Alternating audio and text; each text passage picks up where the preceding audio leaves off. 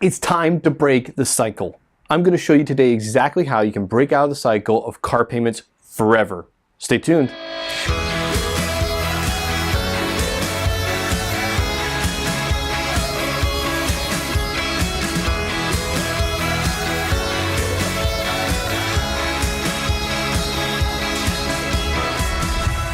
You'll always have a car payment.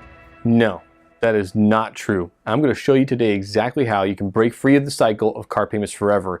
Now I'm going to go through some numbers that might change a little bit by the time you watch this, or even in the future if you're watching it past the time it's been posted. But the numbers are going to be close enough that the principles are definitely going to still hold true. So don't get hung up on all the exact numbers.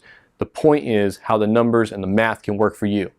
So we're going to break this down. It's going to be right here in a box, and I'm going to show you the math of how this works.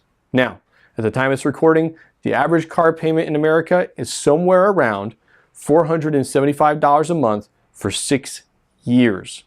Let that sink in for a second. $475 a month for 6 years. 72 months. That's a long time. That's 50% longer than college lasts. You have a car payment. Okay, now I've caught my breath again. Let's go through this math. If you had a vehicle right now that was worth about $1,500, and you took the average American car payment and saved it into a regular old savings account for 10 months, you'd have $4,750.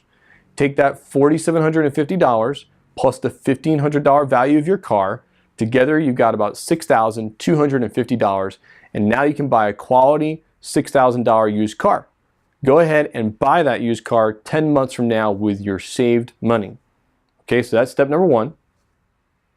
Step number two is in 10 months from now, you're going to keep saving the $475 a month for another 10 months. So now at this point, you've got a $6,250 car, and you're going to save another $4,750, which means in 20 months from now, you're going to have $11,000 you're going to have money to buy an $11,000 vehicle, because 10 months after you bought that $6,250 car, that's going to be worth pretty much about the same amount of money. It's not going to depreciate that fast, especially when it's a used car. It depreciates slower than a brand new car. It's not going to depreciate that fast as you can't get about the same what you bought for it 10 months ago. So in 20 months time, you're going to have $11,000 paid for car, cash money. It's yours. No one else owns it. So that's step two. Now, imagine this. You've got $11,000 paid for car 20 months from now. If you at that point took the $475 a month car payment that you would have been paying for another 52 months, the remainder of that 6 years time frame, that you would have been sending out anyway. Instead, you paid it to yourself and you put it in a good growth stock mutual fund and invested that money. At the average return of the stock market, in about the end of that 6 months, end of that 6 years, you're going to have about $32,000 roughly.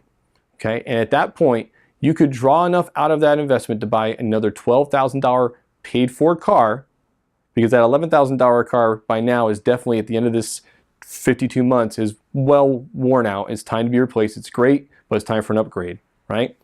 If you at that point, 6 years from today, after investing $475 a month for 52 months, if you took that money, that $32,000, and just took 12 grand of it, 12,000, and bought a quality used car, you still have $20,000 principal still left in the investment, and let that continue to grow for you. Don't even put another penny into that investment, not another penny into that mutual fund ever again.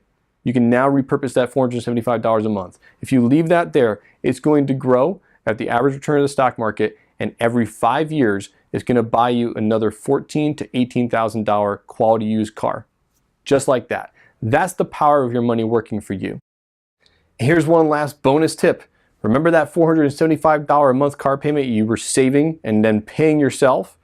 And now you don't really need to save it in there anymore in order for it to buy you used cars for life? Well, if you redirected that into another good growth stock mutual fund, another good investment, and talk to your financial advisor about the best way to do this, that in 40 years' time could be $5.6 million.